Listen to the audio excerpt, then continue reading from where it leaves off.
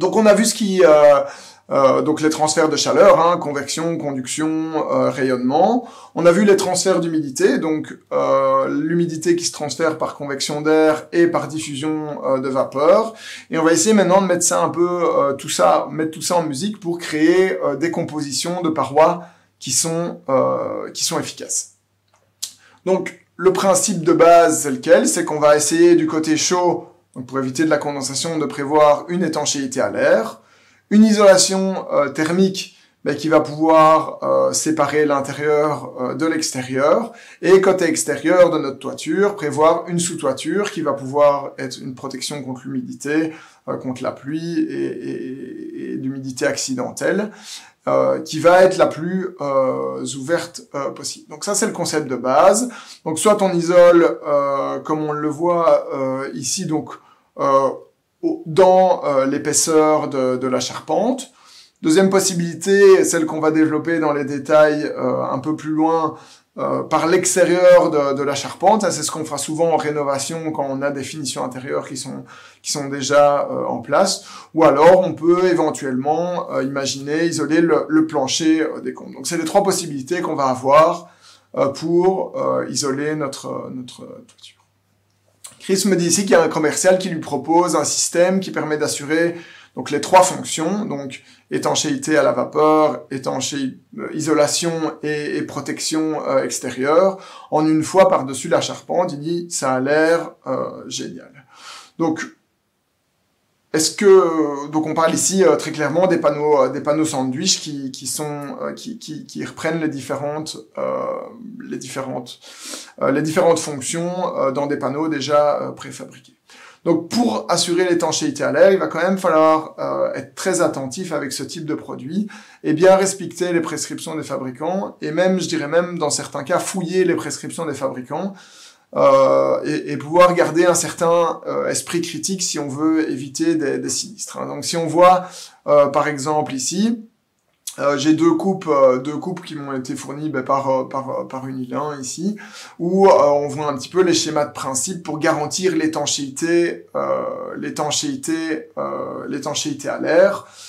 Faudra pouvoir faire bien attention. Est-ce que ces systèmes permettent aux bâtiments que je dois, est-ce qu'ils sont adaptés aux bâtiments que je dois venir isoler? Si on voit que notre tête de mur est complètement, est vraiment endommagée, il va en tout cas certainement falloir la rectifier avant de pouvoir y arriver. On voit aussi par exemple ici que la panne sablière, elle a été biseautée pour que et rectifiée pour que les panneaux sandwich puissent bien venir s'aligner et que l'espace entre la panne sablière et les panneaux sandwich ne soit pas trop important et puisse être géré dans ce cas-ci avec de la mousse ou avec des membranes d'étanchéité à l'air. Donc je vais pas passer trop de temps là-dessus. Je pense que c'est bien de savoir que ça existe. Il faudra en tout cas dans tous les cas toujours être bien prudent avec ce type de produit qui peut être très efficace mais qui nécessite en tout cas une bonne formation et des compétences malgré tout. Donc on regarde ici, donc dans notre composition de parois, donc on a nos trois fonctions, donc l'étanchéité à l'air, l'isolation thermique et la protection extérieure. Donc en termes d'étanchéité à l'air, on regarde ici, ce qu'on voit dans les photos ici, pas de raccord au niveau de la fenêtre de toit, pas de raccord au niveau des pannes horizontales, pas de raccord entre la maçonnerie et le pied de versant, pas de raccord non plus au niveau des rives et des agrafes dans le pare-vapeur qui sont pas recouvertes. Donc très clairement ici on a toute une série de défauts qui font que notre pare-vapeur, notre étanchéité à l'air ne va pas être suffisamment performante dans le cas présent. Donc de nouveau Liliane, elle va pas vous laisser ça passer et vous allez avoir des problèmes avec elle. Comment est-ce qu'on va faire pour garantir une bonne étanchéité à l'air? On va prévoir en fait un écran continu, donc ça veut dire qu'on va gérer les jonctions entre les différentes bandes, entre les différents laits de pare-vapeur. On va gérer tous les raccords avec les pannes, les murs, etc. Et les percements, donc des fixations mécaniques, des vis, des agrafes, des conduites, des câbles, par des éléments qui sont adaptés. Vous les retrouverez dans chez vos fournisseurs. C'est des produits qui sont quand même devenus assez courants. L'idéal, quand on souhaite avoir une étanchéité à l'air qui est très importante, c'est que quand on a fini notre travail, de venir faire ce qu'on appelle un test d'étanchéité à l'air, qu'on appelle souvent blower door, donc la porte qui souffle littéralement, donc qui va permettre de mettre en évidence tous les défauts d'étanchéité à l'air et donc de les corriger. Donc si vous prévoyez ça à la fin de votre chantier, très clairement vous pourrez garantir à votre client que le travail est vraiment de très bonne qualité. Et en plus de ça, c'est quelque chose qui va permettre à votre client de valoriser une bonne étanchéité à l'air dans le PEB de sa maison. Donc Chris ici, il n'est pas tout à fait du même avis que moi. Il dit que ça sert à rien le test d'étanchéité à l'air, et Léopold, donc son client, veut pas le payer. Donc pas convaincu en gros. Donc effectivement, il y a aucune obligation. Maintenant, si on regarde un petit peu dans la pratique, comme je vous l'ai dit tout à l'heure, donc je vais pas repasser en revue ce graphique, mais l'étanchéité à l'air permet d'améliorer sensiblement les besoins, donc de diminuer sensiblement les besoins de chaleur des bâtiments.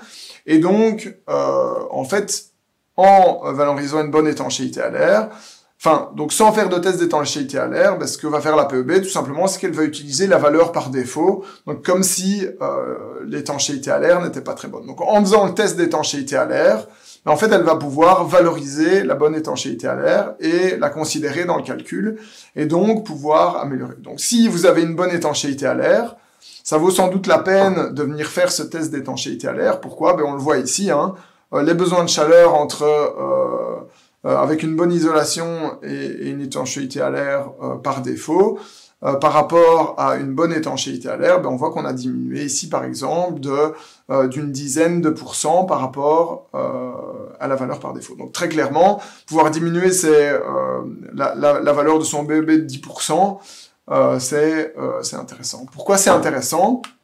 J'ai ici les chiffres d'une étude de la banque nationale qui met un petit peu en lien dans les 3 régions en Belgique le niveau du PEB avec le prix au mètre carré. Et on voit que en fonction de l'évolution du PEB, on peut facilement avoir par saut de label 2 à 3% de valorisation du bien en plus si on arrive à sauter un label. Donc si votre amélioration de 10% liée au test d'étanchéité à l'air et le fait que celui-ci soit bien passé et qu'on ait corrigé les défauts, si ça vous permet d'avoir un saut de label, ça va vous permettre de valoriser votre maison 2 à 3%. Si vous avez un bien qui a une valeur par exemple de 250 000 €, ça voudrait dire que vous allez pouvoir augmenter la valeur de votre maison de 7 500 €.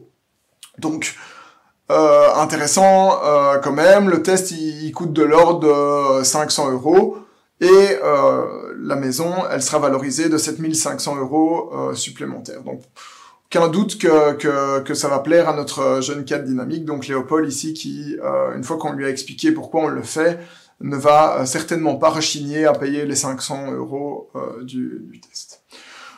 Donc ça c'est pour l'étanchéité à l'air. Donc une fois qu'on a prévu une étanchéité à l'air, donc dans notre composition de parois, on va devoir prévoir une isolation thermique. Combien d'isolation thermique on va prévoir ? De nouveau, là on est en Belgique, on aime bien faire des choses compliquées, donc en fonction dans l'endroit où vous vous trouvez en Belgique, vous allez devoir mettre une valeur d'isolation différente pour pouvoir bénéficier d'aide.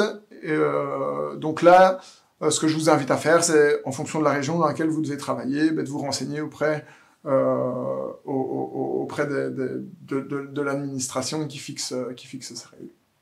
Donc j'ai refait un petit tableau ici pour mettre en parallèle l'épaisseur d'isolant qui est nécessaire en fonction qu'on se trouve donc à Bruxelles, au niveau du lion flamand ou au coq wallon. On voit que si on met du polyuréthane, on va avoir besoin de 10 cm à Bruxelles, 12 en Wallonie. De la laine minérale ou du polystyrène expansé, 14 cm à Bruxelles, 18 en Wallonie, etc., etc. Donc, attention, voilà. Donc, certainement que le fait d'avoir le point culminant à 700 mètres au signal de Brettange doit jouer un rôle. J'ai vraiment pas d'autre explication pour ça. Donc, voilà. Alors qu'à la mer, on sait bien que c'est Copacabana. Donc, de manière générale, ces valeurs, on va pouvoir les retrouver. On va pouvoir les retrouver donc sur la fiche technique de l'isolant et plus particulièrement sur la fiche signalétique. Donc ça, c'est combien d'isolation qu'on doit prévoir. Et maintenant, où est-ce qu'on va la mettre? J'ai essayé de refaire un petit diagramme ici un organigramme pour déterminer en fait quelle technique d'isolation on va pouvoir utiliser en fonction des différentes situations ici. Donc la première chose, c'est est-ce que on a une finition intérieure qui est déjà présente? Si oui, on n'aura pas énormément de possibilités qui va s'offrir à nous. Si on a une finition intérieure et qu'on veut la conserver, il va falloir se tourner vers des systèmes d'isolation Sarking ou les panneaux sandwich que j'ai évoqués brièvement tout à l'heure. Si on n'en a pas de finition intérieure, la deuxième question qu'on va se poser, c'est est-ce que ma couverture, donc mes tuiles, mes ardoises ou autres, sont en bon état? Si elles sont en mauvais état, a priori, on peut se dire que de toute façon, on va devoir refaire la toiture. Et alors là, en fait, on aura à peu près tous les choix qui s'offrent à nous. Si elle n'est pas dans un super état, mais qu'on peut encore attendre quelques années, éventuellement, on va pouvoir aussi faire comme si la couverture était en bon état et donc se poser la question suivante, en tout cas, la sous-toiture est-elle en bon état? Donc déjà, est-ce qu'elle est en bon état et surtout, est-ce qu'elle est présente, ce qui ne sera pas le cas dans tous les cas. Donc si la sous-toiture est en bon état, on va pouvoir envisager différentes techniques d'isolation, des panneaux ou des matelas dans tous les cas de figure, et si on a une sous-toiture rigide, ou si elle est souple, en très bon état et bien tendue, imaginez éventuellement une projection ou une insufflation. Toujours en faisant bien attention de respecter les prescriptions des fabricants des différents systèmes pour pas faire de bêtises. Donc ça, c'est si notre sous-toiture est en bon état. Si elle n'est pas en bon état, on va quand même regarder, on va passer à la suite et on va se dire, ok, ma sous-toiture, elle est morte, ma couverture, elle est en bon état, ou en tout cas, elle va encore tenir quelques années. Je vais regarder, est-ce que les détails sont soignés, est-ce que j'ai pas d'infiltration d'eau antérieure, voir en fait, est-ce que je peux isoler ma toiture, ou est-ce que je vais plutôt me tourner vers une dépose de la couverture et alors de nouveau un système d'isolation au choix. Donc si j'ai des détails soignés, une absence de traces d'infiltration, etc., je vais pouvoir soit me tourner vers une isolation du plancher des combles, donc je me rends bien compte que ma sous-toiture ne permet pas de venir isoler directement en contact de celle-ci, donc j'isole plutôt le plancher. Deuxième possibilité, je me dis, ok, ma toiture peut encore tenir, ma couverture peut encore tenir quelques années. Je vais mettre une membrane, une sous-toiture de substitution en attendant quelques années, le temps que je puisse refaire ma toiture. Donc ça, c'est le système qui est décrit ici. Donc je vais faire donc une toiture Sarking et l'isolation est déjà présente entre chevrons. Est-ce que je peux la laisser? Donc, en gros, on démonte la toiture, on voit ce qu'on voit ici sur la photo. Donc, très clairement, on va se poser deux questions.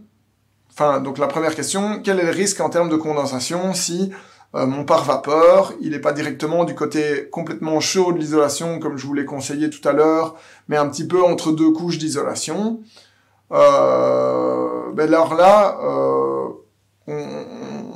on va un petit peu voir. Deuxième influence qu'on va avoir à pouvoir conserver ou non cet isolant, c'est l'impact sur l'acoustique de la toiture. Donc dans le cas de la condensation, on n'aura aucun risque tant qu'on a au moins une fois et demie la résistance thermique, tant qu'on vient placer au moins une fois et demie la résistance thermique à l'extérieur de la toiture, et ou si on a déjà un bon pare-vapeur en dessous de l'isolation existante. Donc dans le cas où on n'a pas de pare-vapeur, on peut venir mettre un pare-vapeur entre les deux couches, à condition de rajouter au moins suffisamment une fois et demie plus. Comment est-ce qu'on va pouvoir estimer la résistance thermique résiduelle d'une couche en place? Donc déjà, on va regarder son état global. C'est clair que si on a plein, si ça a été colonisé par les rongeurs ou qu'elle est complètement en morceaux, on va la retirer. On va pouvoir éventuellement la remplacer par une nouvelle isolation souple. Hein, donc ça, c'est pas une si mauvaise idée. Mais en tout cas, de manière générale, la plupart du temps, on pourra la conserver, même si elle est en relativement mauvaise, en état, disons, plutôt moyen. Donc, pour évaluer sa résistance thermique, vous pouvez reprendre les tableaux que je vous avais mis tout à l'heure quand on a parlé de conduction, et regarder la valeur lambda un peu par défaut pour un isolant existant. Et donc, évaluer, donc, sur base de l'épaisseur et du lambda, quelle est la résistance thermique de la couche d'isolation qui est actuellement en place. Donc ça, c'est pour la condensation. Si vous respectez cette règle, vous n'aurez aucun souci.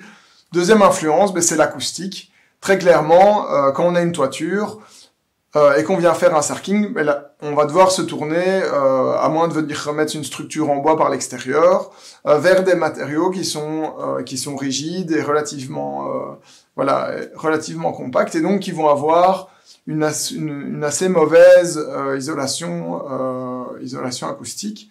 Donc très clairement, ça va être intéressant de pouvoir laisser dans notre composition entre l'intérieur et l'extérieur quelque part un matériau souple, même s'il isole relativement mal, parce qu'il est par exemple en mauvais état ou des choses comme ça. Ça va être intéressant de le laisser pour en fait servir d'absorbant acoustique. Donc le sarking pier ne va pas améliorer l'acoustique. Avec de la laine de bois un petit peu, mais dans tous les cas, à partir du moment où on a un matériau qui est rigide, on va pas savoir améliorer sensiblement l'acoustique de la toiture. Donc très clairement ici, il faudra faire attention si on est par exemple dans des couloirs d'aéroport et des choses comme ça, ou dans des environnements particulièrement brillants, où là, ce sera intéressant de bien conserver de l'isolant souple entre la structure de la toiture et de prévoir du coup une fois et demie l'isolation par l'extérieur pour compléter, et dans ce cas-là vous n'aurez aucun problème, aucun risque de condensation si votre pare-vapeur n'est pas complètement du côté chaud. Donc je projette de l'isolation sur les sous-toitures existantes, j'ai des rendements excellents et plus besoin de pare-vapeur. Donc ça c'est Chris qui nous parle d'une situation alternative. Donc la projection ici. Première chose et élément très important dont il va falloir tenir compte, c'est que la projection, c'est de la mousse qui est expansive. Hein, on le voit bien au moment où on le projette. La mousse s'expanse et donc elle va avoir tendance à pousser dans toutes les directions et donc également vers le haut. Et on le voit ici dans le schéma en haut à gauche. Si on pousse sur une sous-toiture, elle va avoir tendance à former une forme convexe. Et donc, si on a de l'humidité qui arrive sur cette sous-toiture, ce qui peut toujours arriver dans des conditions climatiques où on a à la fois de la pluie et du vent, on voit que cette humidité va systématiquement être envoyée vers les contrelates. Donc ça, c'est quelque chose qu'on ne peut pas conseiller. C'est pour ça que dans mon organigramme tout à l'heure, je vous disais, vous pouvez y aller, la projection, mais plutôt dans le cas des sous-toitures rigides. Ou alors, si vraiment vous avez une sous-toiture qui est très tendue et adaptée pour ça, donc notamment qu'elle soit armée et en très bon état. Donc ça, c'est le cas ici. Et en plus, si on regarde un petit peu les prescriptions des fabricants, on voit que, en fait, eux conseillent pas trop de venir projeter directement sur une sous-toiture souple. Donc je reprends par exemple l'avis technique ici. Donc ça c'est le document qui a été publié par Icinen, donc une marque d'isolant projeté. Donc là c'est le document qu'ils ont publié en France, donc l'équivalent de ce qu'on appelle les ATG en Belgique.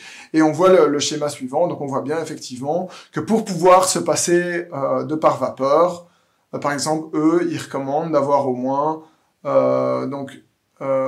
si on a un écran pare-vapeur souple qui n'est pas hautement perméable à la vapeur d'eau, hein, donc si on a une sous-toiture existante, par exemple, je ne sais pas moi, un plastique micro-perforé armé, donc ça veut dire admettons qu'il soit en super état, et alors pour pouvoir se passer d'un pare-vapeur pour pour une projection sur ce type de sous-toiture, ça peut même être également une planche, hein. Si vous avez un panneau de bois, il aura certainement une valeur SD qui sera égale voire supérieure à ça, et alors vous devrez avoir au moins 30 cm d'isolant pour pouvoir vous passer d'un pare-vapeur. Donc 30 cm c'est énorme, hein. Ça veut dire que si vous avez votre chevron qui fait 6 cm et votre panne qui fait 23, ben ça veut dire que vous avez 29 cm là, donc 6 plus 23. Vous y êtes pas encore, hein. Donc ça veut dire vraiment qu'il faut prévoir une couche d'isolation qui est vraiment importante dans ce cas de figure. En ESB par exemple, ça a une valeur SD de l'ordre de 1 mètre. Si vous avez un pare-vapeur de l'ordre de 1 mètre, ben là il vous faut absolument un pare-vapeur complémentaire côté intérieur et même un pare-vapeur plutôt fermé. Donc on va regarder ensuite, donc on est au troisième composant de notre isolation de toiture ici, hein. Donc je vous ai parlé de l'étanchéité à l'air, de l'isolation thermique, et maintenant on va parler de la sous-toiture. Les questions qu'on va devoir se poser pour la sous-toiture, en tout cas si on est dans une situation où la sous-toiture reste en place, c'est est-ce qu'elle est respirante, est-ce qu'elle est perméable ou non. Donc très perméable, donc ça va être plutôt les membranes techniques plutôt modernes. Relativement perméables comme les menuiseries ou alors les panneaux en fibre de bois, ou alors assez peu perméables comme les plastiques micro-perforés, les membranes bitumées, donc que ce soit les papiers bitumés ou les bitumes tout court, ou alors vraiment, pour ainsi dire, imperméables, comme les sous-toitures en aluminium. Donc de nouveau, le principe, ça va rester le même, c'est que donc si on a en fonction de la sous-toiture qu'on a, on va essayer d'adapter donc la résistance à la diffusion de vapeur du pare-vapeur pour pouvoir bloquer la vapeur du côté chaud de l'isolant et éviter les problèmes. Donc pour plus d'infos, je vous renvoie vers la NIT 251 via le QR code que vous trouvez ici.